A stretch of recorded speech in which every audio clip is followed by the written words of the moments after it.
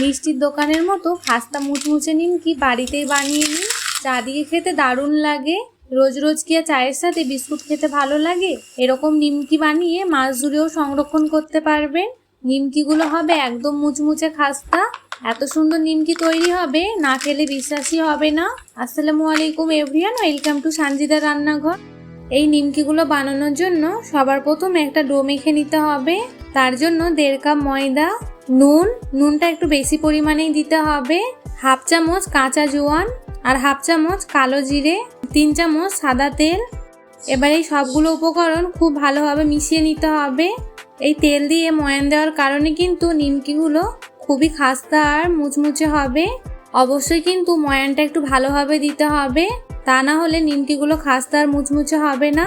একটু দেখিয়েও দিচ্ছি, দেখুন হাতের মধ্যে নিলে ঠিক এরকম ঢেলা বেঁধে যাবে, আবার ভাঙলে ভেঙে যাবে।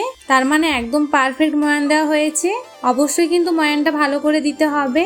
এবার অল্প অল্প করে নর্মাল পানি দিয়ে ডোটা মেখে নিতে হবে। অবশ্যই কিন্তু অল্প অল্প করেই দিতে হবে। আমরা যেভাবে রুটি আর পরোটার জন্য ডোটা বানিয়ে থাকি তার থেকে একটু শক্ত হবে ডোটা। দেখুন ডোটা কিন্তু খুব ভালোভাবে মেখে নিয়েছি, দেখেই বুঝতে পারছেন কতটা শক্ত হয়েছে। এবার ঢাকা দিয়ে 10 মিনিটের জন্য একটু রেস্টে রেখে দেব, এতে করে খুব ভালোভাবে সেট হয়ে যাবে ডোটা। এদিকে ততক্ষণ একটা মিশ্রণ বানিয়ে নেব।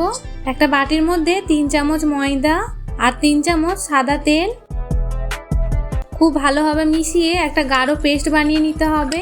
দেখুন পেস্টটা ঠিক এরকম ক্রিমি পেস্ট হবে। আর এদিকে 10 মিনিট হয়ে গেছে, ডোটা খুব ভালোভাবে সেট হয়ে গেছে। আবারও একটু হাত দিয়ে মেখে নিতে হবে। এই ডোটাকে আমি দুভাগে ভাগ করে নিলাম। এক ভাগ নিয়ে আমি বেলে নেব, আর এক ভাগ ঢাকা দিয়ে রেখে দেব। একটু হাত দিয়ে সমান করে ময়দা ছিটিয়ে রুটির মতো করে বড় করে বেলে নিতে হবে। এখানে রুটিটা বেলা হয়ে গেছে, এরকম কিন্তু পাতলা করেই বেলে নিতে হবে। দেখে বুঝতে পারছেন আমি যে পেস্টটা রেডি করে রেখেছিলাম ওই মিশ্রণটাই অল্প অল্প করে নিয়ে পুরো রুটির ওপরে চারিদিকে লাগিয়ে নিতে হবে। অল্প করে লাগিয়ে নিলেই হবে। আপনারা চাইলে এরকম ব্রাশ দিয়েও লাগিয়ে নিতে পারেন বা হাত দিয়েও চারিদিকে লাগিয়ে নিতে পারেন। এবার এক সাইড থেকে ঠিক এরকম ভাবে নিয়ে একটু ফোল্ড করে নিতে হবে। অবশ্যই কিন্তু একটু টাইট করে রোলটা বানিয়ে নিতে হবে, আর এভাবে একটু হাত দিয়ে ঘুরিয়ে নিতে হবে। এবার একটা ছুরি দিয়ে ছোট ছোট ভাগে এভাবে কেটে নেব।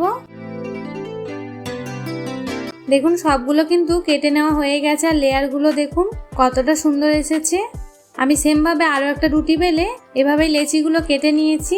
দেখুন 1.5 কাপ ময়দা দিয়ে কিন্তু অনেকগুলো লেচি তৈরি হয়ে গেল। এই লেচি দিয়ে কিন্তু অনেকগুলো নিমকি বানিয়ে ফেলতে পারবেন। এবার একটা করে লেচি নেব, হাতের মধ্যে একটু এভাবে চ্যাপটা করে আবারও বেলে নিতে হবে। যতটা সম্ভব একটু পাতলা করে এভাবে বেলে নিলাম। আবারও তৈরি করে রাখা ওই মিশ্রণটা অল্প করে লাগিয়ে নেব। সব দিকটা লাগানো হয়ে গেলে এভাবেই ফোল্ড করে নিতে হবে নিমকি শেপে। নিয়ে আবারও একটু হাত দিয়ে চেপে এভাবে বেলে নিতে হবে। আর বেলার পরে অবশ্যই কিন্তু একটা কাঁটা চামচ দিয়ে এভাবে একটু ফুটো করে নিতে হবে, তা না হলে নিমকিগুলো ভাজার সময় ফুলে ওপরে উঠে আসবে আর খুব একটা খাস্তা হবে না। আমি সবগুলো সেমভাবে বানিয়ে নিয়েছি। এখানে সবগুলোই বেলা হয়ে গেছে। এবার আমি ভাজতে চলে যাব। তার জন্য সবার প্রথমে একটা কড়াইয়ের মধ্যে কিছুটা পরিমাণে তেল নিয়ে নিলাম। তেলটা একদম হালকা গরম হলে একটা একটা করে তেলের ওপরে ছেড়ে দেব। আবার খুব বেশি একটা দেওয়া যাবে না, অল্প অল্প করে ভেজে নিতে হবে। তেলে ছাড়ার সঙ্গে সঙ্গেই দেখুন কি সুন্দর তেলের ওপরে ভেসে উঠেছে। এক পিঠটা লাল হয়ে গেলে উল্টে দিতে হবে। এভাবেই উল্টে পাল্টে এরকম বাদামি কালার হওয়া পর্যন্ত ভেজে নিয়েছি। খুব বেশি একটা ভাজা যাবে না, এটা ঠান্ডা হয়ে যাওয়ার পরে কিন্তু এর কালারটা আরও একটু ডিপ হয়ে যাবে। আর তেলটা কিন্তু অবশ্যই খুব ভালোভাবে ঝরিয়ে নিতে হবে, কারণ এর ভাজে ভাজে অনেকটাই তেল আছে। খুব ভালোভাবে তেল ঝরিয়ে তুলে নিলাম। আমি সবগুলো নিমকি এভাবেই 2-3 ব্যাচে ভালো করে ভেজে নিয়েছি। নিমকিগুলো দেখে মনে হচ্ছে তো একদম দোকানের মতো।